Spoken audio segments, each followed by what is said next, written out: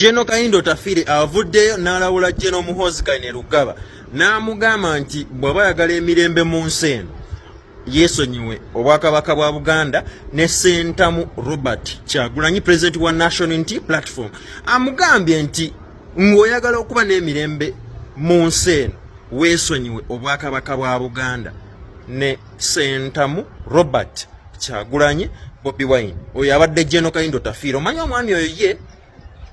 mwami wa NRM naye avaayo nnyo n'ayogera ku nsonga eziruma bannayuganda. Era big up Jeno Kayindo Tafire, tuli basiimu nnyo n'omulimu ogwo gw'okola. Ebyo byeyongedde okulanda twogera ku General Kayindo Tafire naye ayongeddeko eddoboozi ku bantu abavuddeyo ne basitula eddoboozi ku nsonga ya Ssaabasajja Ronald Muwenda Mutebi owokubiri oluvannyuma lw'omukulu General Muhoozi Kainerugaba okuvaayo n'ategeeza nti ye ne Katikkiro wa Buganda bagenda okuddako okubeera nga babatwala mu basement. Bamugambye nti mu bintu byonna ebyakola obwakabaka bwa Buganda abwesonyiwe ne Bobi Wine.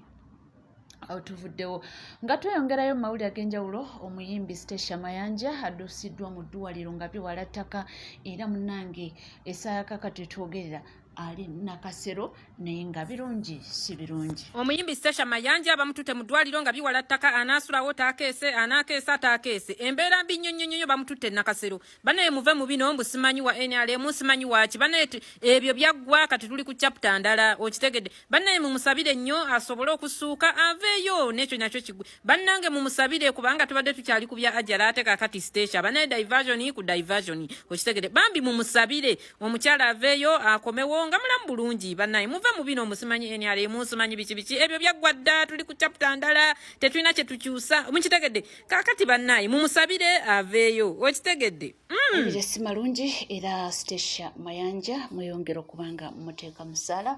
omuyimbi w'eggwanga asobole okubanga atereera. Nga tuvuddeko era nga tweyongerayo mu mawulire ag'enjawulo mpolampola ate agava Kalangala mwatu mbu omukulu Aruna Kasolo alayidde tajja kuva Kalangala mbonga kandidate waabwe wa NRM tawangudde mbu pulaani ewe NRM ajja kukozesa pulaani B. Mu byaddala aba NUP Honorable Kasolo abalaalise abagambye tasobola kuva Kalangala nga tawangudde kalulu. Agambye abantu b'e Kalangala bwe munaalemu okutegeera pulaani E pulaani B mugenda gimanya ku mpaka. Ono agambye tasobola kulinnya Kidyeri tasobola kuleeta President Museveni Kalangala n'avaayo nga tawangudde kalulu. Agambye mwagala temwagala NRM ekifo erina okukitwala. Pulaani E bwegaana pulaani B erina okukikola. Bibadde bigambo bya Minisita Kyeyune Aruna Kasolo. Era nga tweyongerayo mu mawulire ag'enjawulo nkugambye mpola tujja kutambula era nja kubanga mbikutuusaako byonna biweetaaga okubanga omanya. Yali Road Mayor w'e Kampala omukulu Erias Lukwago olunaku olwaleero munange aleeteddwa mu kooti naye babadde basuubira nti obaoliawo anaaweebwa bail naye gyefundikidde nga tebitambudde bulungi. Eyali Road Mayor w'ekibuga Kampala Ssaalongo Erias Lukwago embeera eyongedde okumwonoonekera olw'ensonga nti olunaku olwaleero Ssaalongo Erias Lukwago azzeeyo mu kooti gy'avunaanibwa emisango omuli okulya mu nsi olukwe n'okumanya ku balya mu nsi olukwe n'atalopa bannamateeka. Olunaku olwaleero bannamateeka ba Lukwago bazze nga basaba kooti nti emukkirize yeeyimirirwe awoze ng'ava wabweru wa kooti olw'ensonga nti Lukwago omusajja mukulu nnyo tasobola mbeera ya komera. Simanyi Lukwago amagumba gasesetuka ng'omutima gumukubira mu kasinziiro abawawaabi oba abawaabi ne bagamba nti owekitiibwa omulamuzi bannamateeka ba Lukwago balimba Lukwago akyali muvubuka muto nnyo kwegamba ng'ebyekkomera akyasobola bulungi okugumira embeera y'ekkomera nti n'obulwadde obumusumbuwa si bwe buli awo nti bw'amaanyi nnyo n'olwekyo bajja kusobola okumujjanjabira eruzira gy'ali ebyo bye balimu mbu simanyi mulwadde beekwasa bwekwasa. Omulamuzi kyakkiriza era okuwulira omusango kugenda kuddamu olunaku olw'enkya naye nga ye Lukwago eby'okumweyimirira abizzeemu kigoye weezinge naye nga Nnaalongo Erias Lukwago azaawo nannyonnyola ebigambo bingi. Simanyanga Lukwago amagumba gakyuka simanyanga omutima gukubira eri mu kasinziiro ebyo byonna omulamuzi abitunuulidde era Lukwago ammiddwa beyiro era ng'asigaddeyo kwa limanda eruzira. kino nno njagala kibalage bulijjo tubagamba mu bannabyabufuzi abali ku ludda oluvuganya gavumenti nti muteese ne Museveni ate bafuutu soja nga temwagala. Kaakati nammwe njagala mukirozeeko mutegeere what ekkomera is. Awo amagezi gajja kubaddamu mutegeere nti Munnayuganda teri asaana kuba mu kkomera, kubanga ebibateesa mu kkomera yemmwe mubiteekawo. Mwe ne musigala ewammwe nga mwewujja mu bitebe n'abaana bammwe nga mulya buli kalungi ke bakola ke baagala, ng'abalala abaana bazadde baye bali munda. Kakati nammwe njagala babasibeko muwulire bwe kiruma oba oli awo amagezi ganaakola ki ganaabaddamu. Tubadde tukyali awo ate waliwo olutalo olulala olugenda mu maaso. Lutalo lwani? Waliwo olutalo lwa Alien Skin ne Norbert Event. Norbert Event yatalangidde Alien Skin kyekitaliyo, amulangidde n'atuuka ne ku bya top dancer. Kumanyi nakwetooloola nnyo ati Alien nze kumanyi nali nakwetooloola nga ne boozi nyemba manya ninako ne bena kusindikira n'obazina basatu nze tuyisire zikola. Alien oyinako abaana abawala aba nabakusindikira n'obazina bulungi nnyo. Kati tugende mpola faaba muze ndi Munyarwanda nje ndi Munyarwanda, ndi Munyarwanda nvuka Kisoro niyo Rwanda. Tugende mpola faaba andi wasazeyo mubwongo obwo obunafu ng'oli mu kuswaza bebe kulu. Kati ngenda kukugirayo bwino namba ali ngenda kukolera live eno yesoose encha lero lwa Sunday njagala ekyo demo okolera live yasamire bebe kulu damu encha mukolera live mwasamire bebe kulu encha mudemu mwasamire omusajja neyegayirira abakulu bansambye bakusenyuwe. Omusajja n'asonda akasente n'ova mu kkomera. Nze Norbert kulwaki nze omu ku balina obulumi naddala kubuya ekisulu by'okola njagala ojjukire ne baali bakusibye we risk our lives. Alien nze nalumba General Lweiso ku lulwombwa ggwe n'abawagizi, nalumbako General Lweiso mu ggwanga muno ani atamumanyi ne ngamba General Lweiso gw'osibye omwana mute naye nga ndi ku kigendero kyakulabanga ova mu kkomera. Gwe mu bwongo bwo teweebuuza lwaki ova mu kkomera n'enkutwala wa General Lweiso. Nze nakutwala General Lweiso, nze nakutwala. Naye nga byonna bigenda mu maaso n'avuddeyo n'amulabula n'amugamba nti mu bantu abajjonkera Alien Skin Norbert Event yandibaddemu nti kubanga Alien Skin alina kinene nnyo kyagasse ku mukulu Norbert Event. Norbert Event mubalina okujjonkera Alien Skin toliimu, gwe mu bulamu bw'alinamu contribution. Walema okwawula ebintu bibiri, okubeera promoter n'okubeera blogger. Era kino kye kisaanyizaawo kaaliyayo. Oli musajja mulungi nnyo ng'osirise Norbert, naye kasita oteekako essimu ne weetunuzaamu kamera. Kubanga ekyokubeera promoter kikussa mu kifo okutuula n'omwana oyo n'omunnyonnyola w'asobezza. Wano okoze bubi era tukole bwe tuti, tukube empenda bwe tuti, osobole okugonjoola ensonga zino bwoti. Norbert, oyagala kubeera nga ffe ba Calvin Kayanja? Nze nsobola okujja wano n'enkola omuwumbo gwa video kubanga siina capacity etuuza Alien. Ekisooka, siri promoter, sikulira bayimbi, siri muyimbi munne, ogwange gwa mwa. Kati gwe omusajja gwe baawaako n'ekivvulu n'ovaayo n'otukakasa nti wafunamu kasente akaasobola okukyusa obulamu bwo. Ekitegeeza oli mu kapasite nga bwe wayita n'otuukirira Alien Skin n'akuwa bizinensi oba ne mukola bizinensi wamu eyali successful kuba ffenna twaliyo erugogo. Mu kapasite y'emu tosobola kuyitamu n'otuuza Alien Skin n'omunnyonnyola kino na kino okulaba nti ensonga zino zitereera oba watateredde atereezeemu. Olina kupangisibwa nga masinale. Omanyi Bebekulu yatuyigiriza ekintu kimu nti omuntu eyali akuyambyeko mu bulamu obaako kojjukira. bonna olwaleero bw'okolereza emizinga okugitunuza mu alien skin nze njagala ombuulire yali akukopye y'ekivvulu mu byafaayo bya Uganda era nga tweyongerayo mawulire ag'enjawulo waliwo amawulire ag'essanyu nti munnamawulire Tabs Nine ono nga yali yawambibwa era yagiwa wali ku kitebe ekikulu e Makerere Kavule nga babadde banoonya ali ludda olunaku olwaleero munnange aleeteddwa wali ku poliisi era bamuwadde police bond. Breaking news buli munankyukakyuka tambuza video gano ganzijina mutulo finally Comrade Ninye Tabs ateereddwa bamusudde ku CPS sawa nga 8 naye munnaye mukama tukwatiddeko now is free banaye Comrade kuliko obusajja obusibe bugwa naye nga kyaddaaki Tabs ali out Tabs ali out bannaye omukama mulungi ekiseera kyonna omukama mulungi weewaawo naye kiwamba abantu kijja kuggwa era ensi efunedde bannaye musajja ali wabweru wow mugenda muwulira mbabuulire nga byonna bigenda mu maaso amawulire malungi ago ge tulina okuba nga ate tusiima abaana bavudde ne bagamba nti mutambuze enjiri eya national shutdown nti oba mubadde temunabitegeera nti ke kaseera mube nga mukavuga obutambi buno bugendere ddala bannange video tezitambula ate nga tulina okutambuza message ya shutdown paka wansi eri ku maama asamba ennanda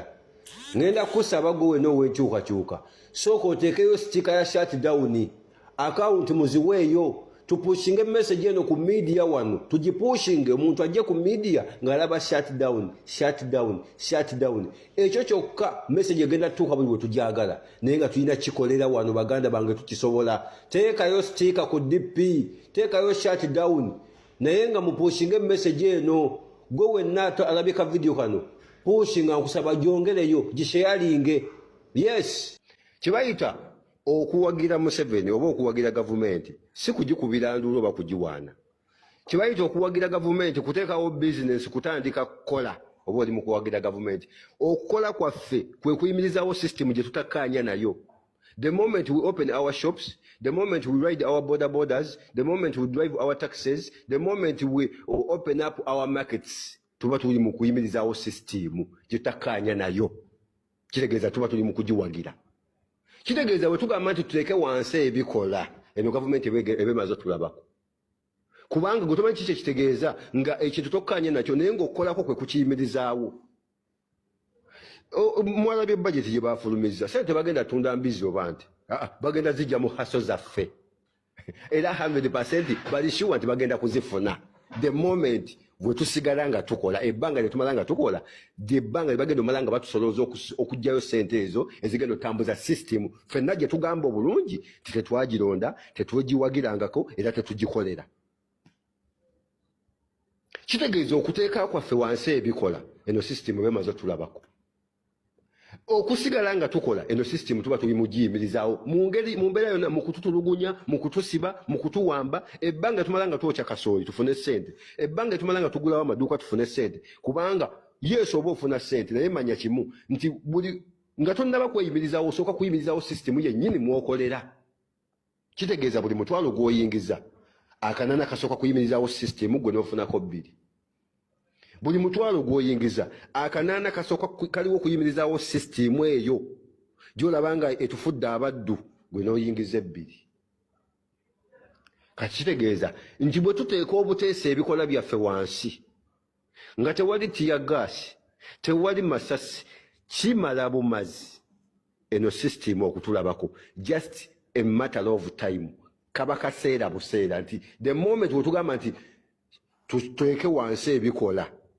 nti tetudda ku mirimu ngeno gavumenti etuviiridde kabaka weddemu Museveni tuba tumutadde naye tulina abanyampi kubanga jjukira champion strategy Museveni nagamba eva alwanisa solution oba alwanira mu solution nga tuvuddeyo tuba tweyongerayo mawulire ag'enjawulo nagamba nti abagala okutegeera ennaku z'okulonda ba LC ab'ebyalo buli kimu kiri mu giya era bakuwa engeri gye bigenda okuba nga bitambulamu ennaku kwe bagenda okulondera akalulu kero si wano zifulumye kanjalo ewulirize ennaku kwe bagenda okulondera akalulu k'ebyalo electoral commission ezifulumizza akalulu akagenda okusooka ke k'abakyala women council kano bagenda kalonda ng'ennaku z'omwezi 23 ogw'omusanvu just omwezi ogujja nga 23 mwezi ogujja nga 23 omwaka guno gwennyini bagenda okulonda abakyala bano bemuyita bannabakyala then ba LC1 baba chairman b'ebyalo bagenda kubalonda nga 28 ogw'omusanvu omwezi ogujja nga 28 obagenda okulonda ba chairman b'ebyalo mu Uganda yonna eno video bogirabirawa oba oli mu Northern Uganda, Eastern Uganda, Central Uganda, Southern Uganda, Western Uganda chairman wo w'ekyalo bagenda kumulonda nga ennaku z'omwezi 28 omwezi ogujja 2026 aba LC2 boyinza okuyita ab'emiruka bagenda kubalonda ng'ennaku z'omwezi 10 ogw'omunaana 2026 now bino mukulu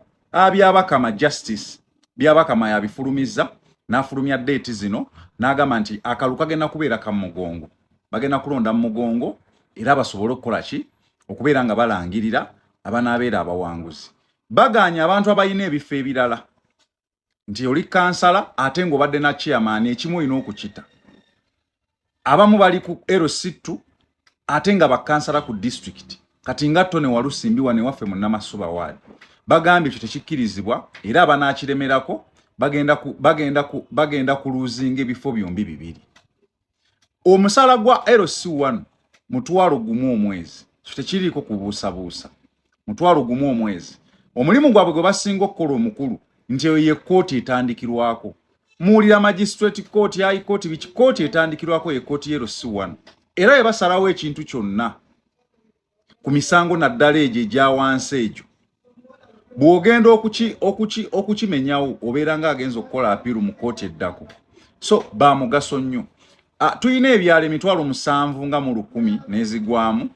then ate ku LC2 tuyina emiruka nga tuyina emitwalo 7 wali ku LC1 then emiruka tuyina omutwalo gumu nga mu 2 something like that mu Uganda twakalonda emirundi ena ku mulembe gwa Museveni akalu kero C1 akalu akasooka kaliwo 89 ngolo yakamala emyaka 3 nga awangudde obwa president nga awambye obuyinza akaddako kaliwo 92 kubanga awo tekali ayirigamba nti ekisanja kya myaka 3 then okuva 92 paka 2 gumu wayitawo emyaka 9 nga tewali kulonda olw'ensonga waliwo akaluka 96 akasookera ddala mwalimu okukola constitution mu 95 n'ebirala waliwo ebintu bingi awo ebyaliwo mwalimu referendum okulaba nga bazzaawo enkola y'ebibiina ne bibataataaganyamu then okuva 2 gumu tuzzeeyo okulonda wano nange kennonze kenasooka okulonda kabadde ka 2018 olwo nga mu constitution ya 95 bamaze okuyisa nti akalu kalina kumala myaka 5 aka 2018 kaali kalina kuggwako 2023 nene bajja nga bongezaayo olw'embeera eziteebereka paka olwaleero abantu abali mu mitambulo akalulu kano Honorable Balaam we cabinet minister wa local government state minister wa local government Honorable Justin na Mere Nsubuga ku electoral commission police ne ba stakeholders abalala electoral commission egamba eyina ebifo emitwalo 12 eyagala abakozi emitwalo 12 abagenda okugiyambako okuteekateeka akalu kano so genda weewandiise bakuwa omulimu ogwo akalu kano kajjidde mu kaseera nga basentebe babadde balowooza nti ebifo baabiwamba baabiwasa nga bakola vulugu yenna ene waffe ekaabume eriyo basentebe 6 bonna balina stampu ebuggo obubbi bulinga obubbi mu busaabalo omwo mwe musinga ba chairman ababbi mulimu abalungi bantu yo bane mulimu ababbi nga babbi abamu babasibako ne baona lebo nga babbi amataka eyo abala bakoze so katemba mungi n'ekyo mbategeeza tetucha omwezi gumu okuva kati tugenda kulonda LC1 abakyala webale kubanga wekomide ku NCK TV tewerabira kubanga subscribinga ringinga that notification bell sharinga likinga ebisigadde butereva mawulire jja kubanga tugakwera jja kubanga tugakutuusaako wona woli wona wosinzidde nkugamba bugambi nti gwe tuula butuuzikalira nywera buli kyewetaaga okubanga omanya ojja kubanga okifuna bingi nnyo bigenda mu maaso era bingi nnyo bitambula nze naawe wetuli nnyo okubanga tugakuwa akaluuka ekalangala gukengedde era nga pulezidenti w'ekibiina kya NUP omukulu His Excellency Robert Kyagulanyi Ssentamu yamaze dda okuba ng'ayisawo obubaka bwe n'agamba nti ke kaseera ekalangala okumega NRM